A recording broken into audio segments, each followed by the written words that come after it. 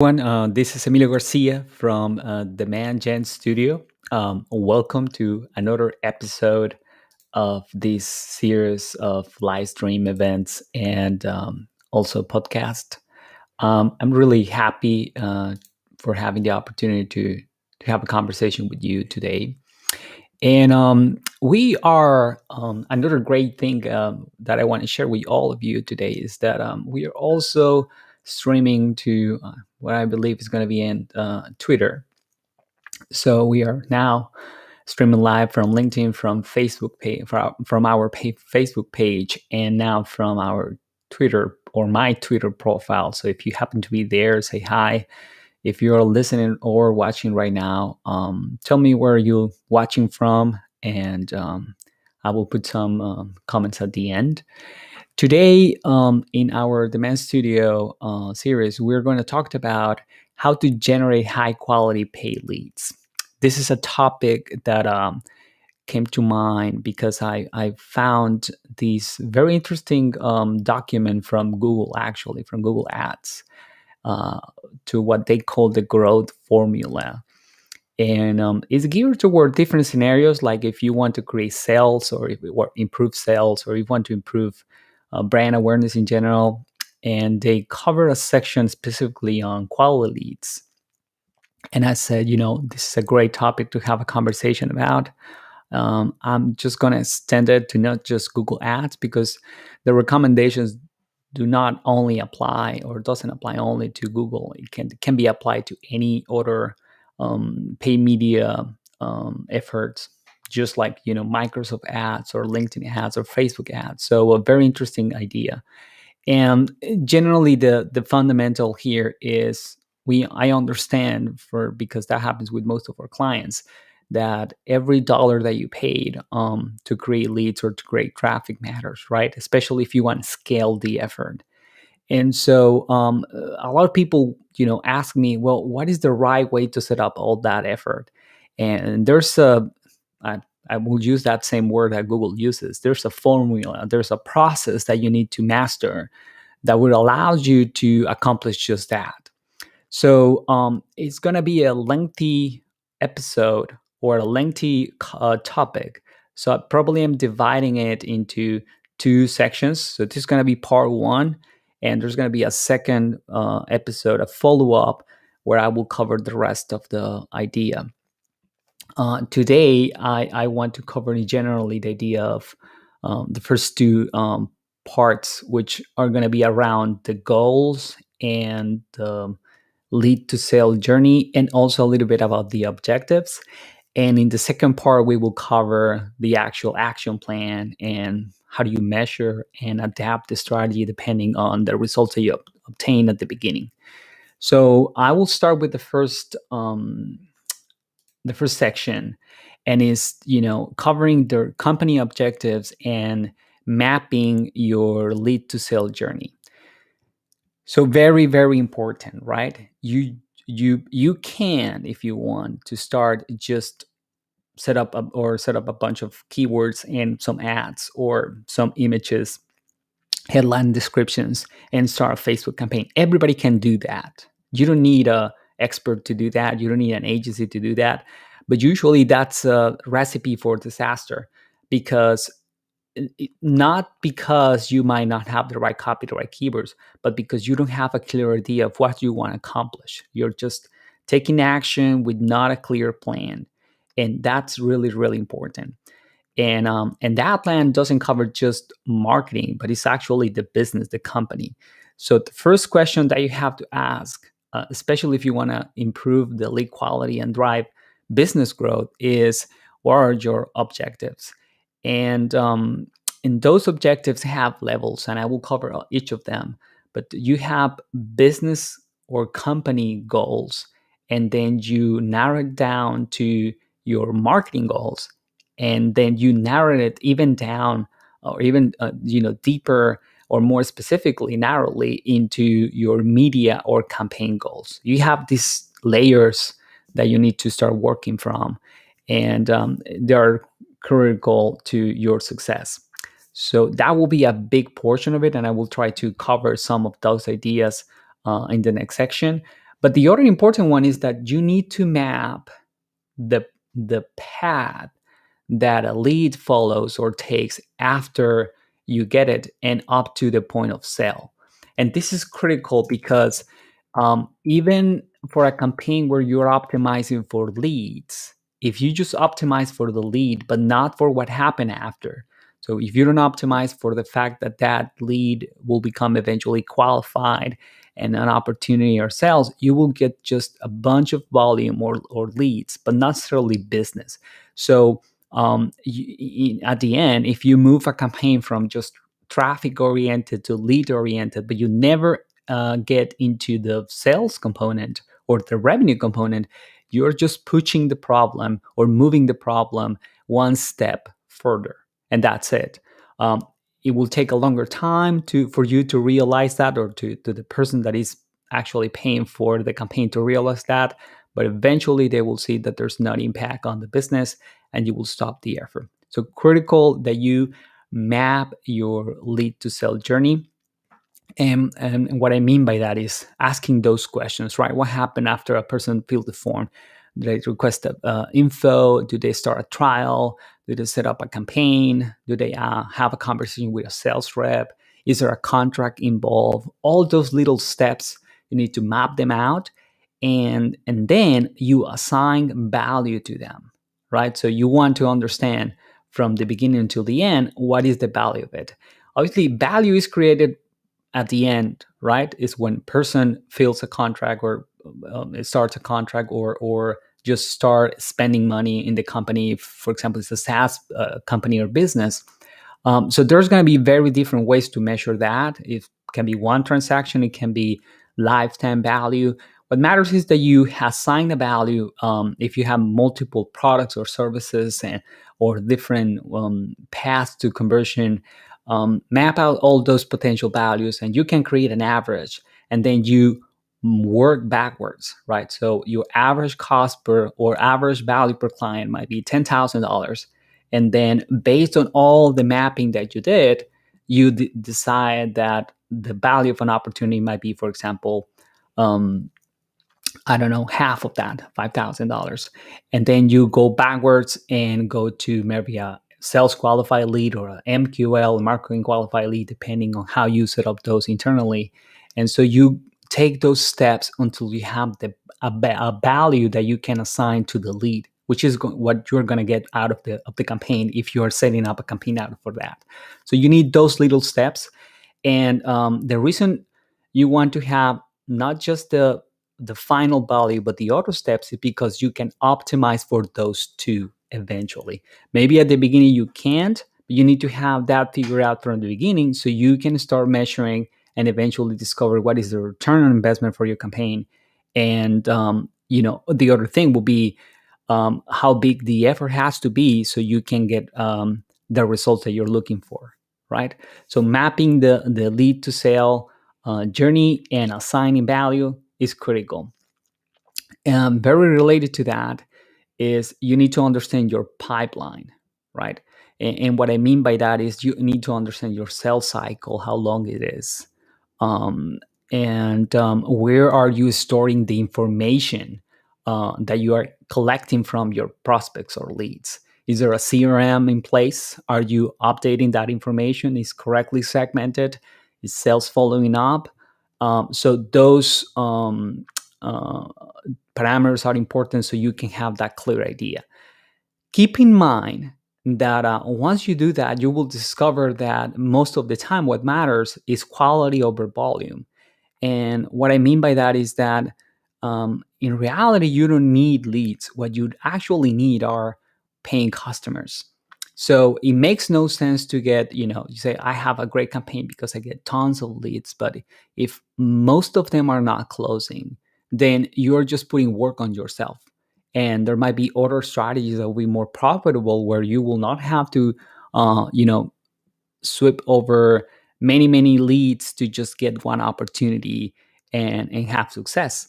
So that process of mapping the lead to sales process or the lead to sales journey will help you to understand or see or discover that usually you should concentrate on the channels that bring you quality over volume, right? Even if it's inexpensive.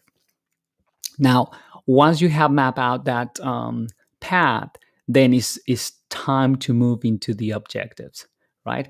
So here, as I was sharing at the beginning, you want to make sure that you follow the process of mapping your business, marketing, media, and campaign objectives, right? So business objectives, you start at the very top. Usually, they fall into three potential camps. So you either want to increase market share for your service or product, you want to increase total revenue for your product or for your company, or in other cases, you want to increase profit, right? It's not necessarily revenue, but more of it having more profitable engagements for the volume that you have. Usually, it's a combination of the three, right? You want to increase market share, you want to increase revenue, and you want to have more profitable engagement. Whatever the combination is, what matters is that these objectives should be smart, right? Like what is called smart, meaning that they got to be measurable, they got to be bound to a timeline, and you have a clear way to understand if you accomplished the goal or not, right? If you accomplished the goal or not. Um, you can envision like business objectives are the goals that your CEO or the business owners have, right? So that's the way that you know that you're talking about business objectives. And for example, it can be, we want to increase our revenue in 20% for the next year, or we want to increase market share by 5, 10% in the next 12 months. Once you have that one, then you go one layer down and map out your marketing objectives. And the reason I say map out and not transform or just convert is because sometimes they don't completely align, and that's okay as long as they have some alignment, right? Those will come from your CMO or from the person responsible for the overall marketing effort. And it's the same idea. They got to be smart, they got to be measurable, and should be timed to a timeline. But obviously, these ones will be more around, for example, qualified pipeline, or amount of MQLs, or for example, a percentage of sales that will come from online efforts, right? Because not all leads will come from the online efforts. There you might have some offline efforts that you want to focus on. So you want to be sure that your business goal can be accomplished with some of the marketing goals, if not all. Then you lower down a little bit more, and then you have your media objectives that are usually driven by the digital marketing team. So this market in general, marketing goals some of them will have to do with branding, for example. So those might be outside of your scope if you are just in the digital marketing team, driving performance or just brand awareness. So those will be more about, I call it means to an end. They are not necessarily the end, but those objectives can help you accomplish those marketing and business goals. Some idea is that you can break them down into two big camps. You have the performance objectives, right? Those are the ones that most people care about most of the time, like actual actions that people is taking on the website or offline. It can be phone calls, it can be forms being filled, it can be trials started or demo requests. And then you have the other ones that are brand objectives. Sometimes they call it soft goals, which are harder or less tangible, like ad recall or brand awareness or brand interest. One important thing here, and it's actually something that have changed in my own mind over time, is that there's nothing wrong with brand objectives. Actually, they're quite relevant or quite important, because always brand goals or brand objectives eventually help, and they should help the performance objectives that happen. So my recommendation is that if even if your organization is driven a lot by performance, you should allocate at least some amount of your efforts to build your brand, because that eventually drive performance, and it's like you know um, working on your fundamentals, um, it really drives performance up, eventually, if you have the right setup to measure that, and it's possible to measure. For example, if you do any brand effort, one critical or easy way to spot that you are doing going in the right direction is that your branded search volume should increase, because people is searching for your brand directly instead of searching for the generic definition of your product or service. So really important there. Now, obviously, once you have defined those media objectives, then you go to the campaign ones. So these are the specific goals that you set up on the campaign, in whatever platform that you're using. So that's when you go for your maximize clicks, or have a specific target impression share if you're going for brand, or reaching a specific amount of people, or making sure that a specific amount of impressions are delivered per person or per user. And obviously you have all the performance ones, like cost of acquisition, so optimizing for conversions, or having a target. And ideally you want to have return on ad spend, and that's the hardest one to have, because you really need to bring to the platform that you're using your definition of value, right?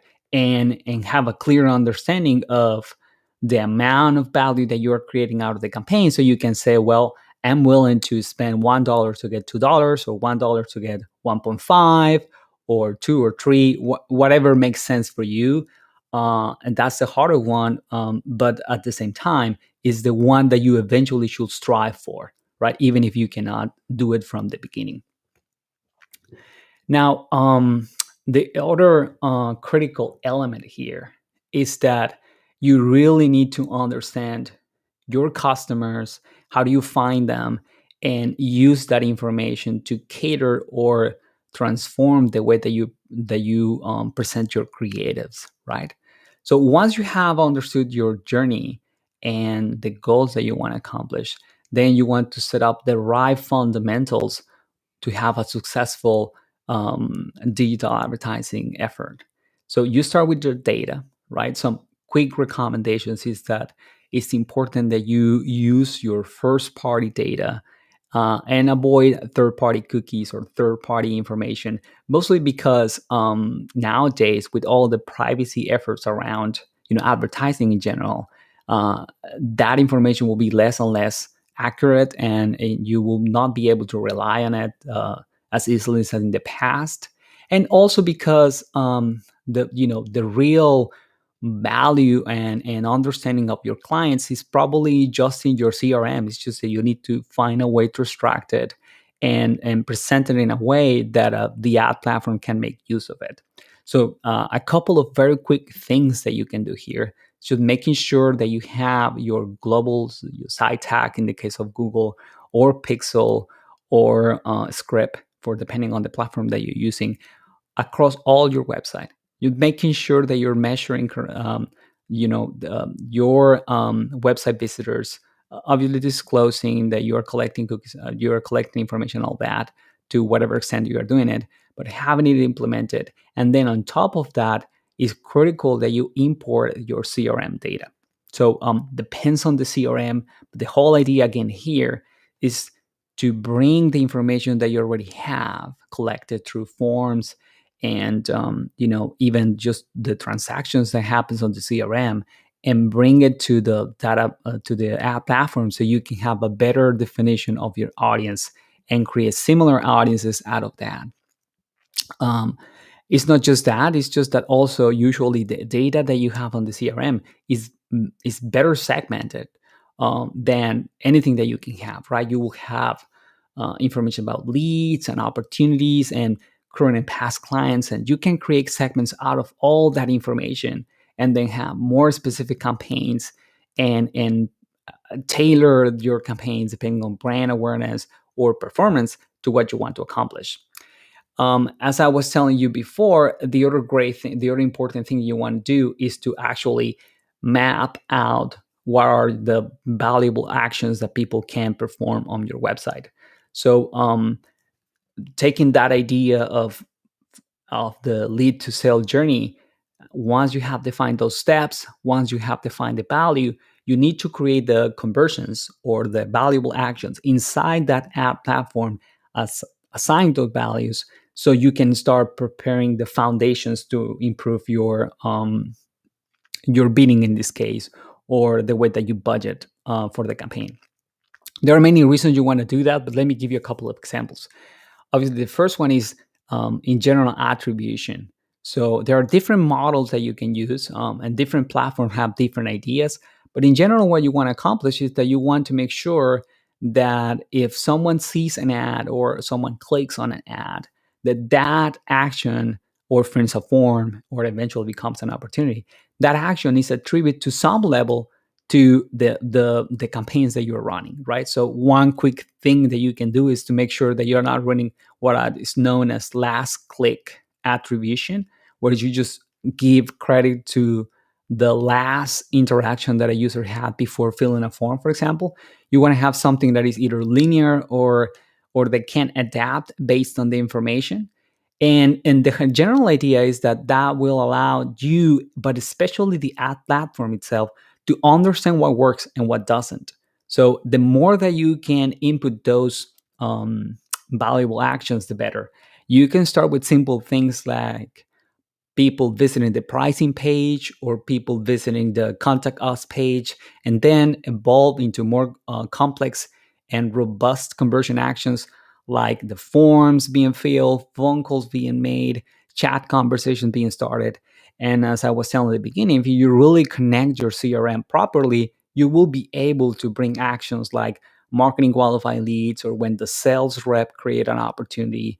And bringing the action and the value will allow you to move from the very simple automation mechanisms like maximize click to more robust ones like maximize conversion, or even return on ad spend, right? So that's a critical action, or that's a critical reason why you want to define those valuable actions inside the platform.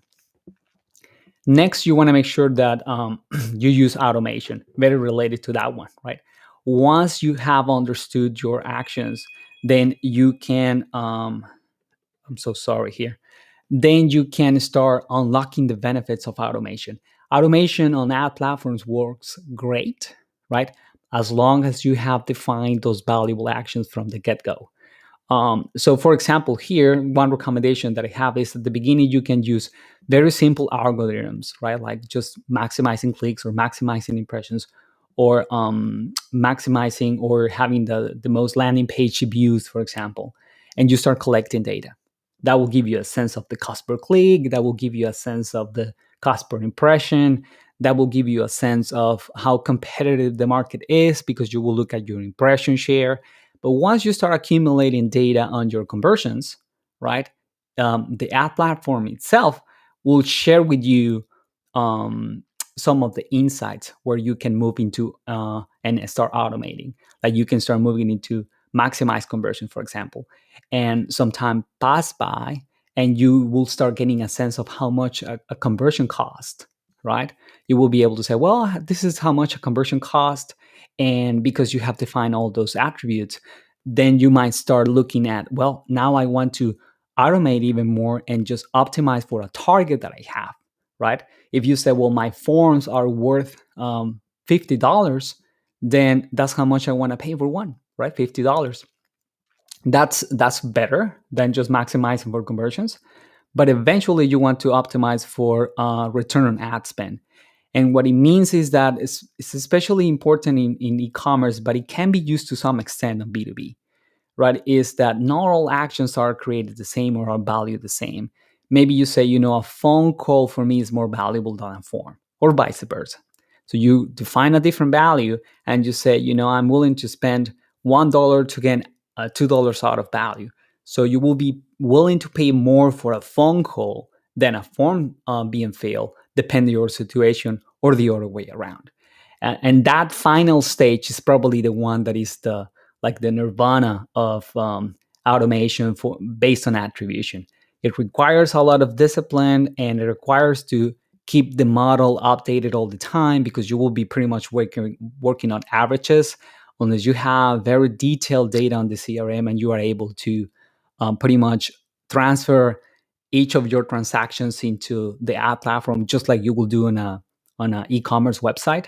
But it's possible if you start from the basics, like just measuring valuable actions and then assigning value and moving later into those other ideas. Now, finally, definitely you need to start thinking about how to create effective creatives, right? So really, really important. I always said that if you have to choose between choosing the right audience and choosing creatives, I rather choose the right audience first. That for me is important, right? That you are aligned with the kind of person they want to hear from you. But once you have that defined clearly, then the next thing that will differentiate you from the competition will be how do you present yourself, right? And so here you go for things that are well known, and in this case are probably the part that has the biggest impact are your headlines. In all the different app platforms, you have a form of headline or big value proposition. So that's the one where you want to invest the most in terms of copy, because that's the one that people remember the most. And you go definitely for what makes you different, the benefits, thinking always on what your potential client or customer is looking after, and rather than trying to present it in the way that is just you, about you or your company. You also want to make sure that if your ads are going to use images or videos, they don't really cater to the platform and to the time span that you have allowed. Usually, videos got to be short because they have you have a small time frame to show compelling information. And in the case of images, one thing that I recommend a lot is that try to minimize the amount of text that you overlaid on the image, or even logos and some of that, because nowadays most of those ads that you can create, they have a specific portions or areas where you can put your logo, where you can put your copy. And so the image is more of attracting and creating something compelling to stop and read, right? Not necessarily put the text on it. So that's my general recommendation. And the other big one that has, improving over the years is that you want to make sure that you use whatever each platform call it. In the case of Google, they call it responsive. But the general idea is that you can auto test different ideas, right? Having multiple headlines at the same time on one asset, or having multiple descriptions, having multiple texts on the case of social media. That's a fantastic idea because it allows you to have tons of combinations, right? If you have 5 headlines and you have 5 descriptions and 5 different images, imagine how many combinations you can create out of that. So you're talking about hundreds of combinations that can be tested in real time. And you probably will discover that there's not such a thing as the best ad. What really you have is that there's an ad for a different for a specific kind of person that will be interested in a specific combination, and that combination will be relevant for them, and it will not be relevant for someone else, right? So invest a lot of time on developing those creatives and think of them holistically, thinking on what are the different headlines that I want to test, what are the different descriptions that I want to test, images and video, and put them together on these responsive assets, so you can let the platform, based on the data that you are providing from the CRM, to start to discover what combinations work the best, right? So in summary, for today's episode, we cover, as you can see, things on figuring out your planning objectives, right? Going from the business goals to the marketing goals to the media goals to the campaign goals, really looking alignment on that to understand what you want to accomplish. And really also important to pay attention to that combination of performance versus brand, or and brand, and making sure that you don't cater to just one of them. And the other important thing is that don't think that brand will never become or influence performance. It always does. And finally, on the strategy itself, it's obviously important that you define your creatives and that you feed data from your CRM into the app platform, so you can start measuring at the beginning and then optimizing based on value. So, with that foundation, we will be able to cover in our next episode how do you take action, right? How do you implement those campaigns, how they look like depending on the different combinations, and how do you measure and optimize and improve upon based on performance. I I I hope you have find this episode valuable. And hey, Jesus, nice to hear from you. From Monterey. And yeah, I look forward to our next conversation in a couple of weeks. And if you have any comments or any questions, please feel free to reach out. I'm mostly active on LinkedIn and now Twitter, so it will be a pleasure to have a conversation with you all. Have a great day. Bye bye.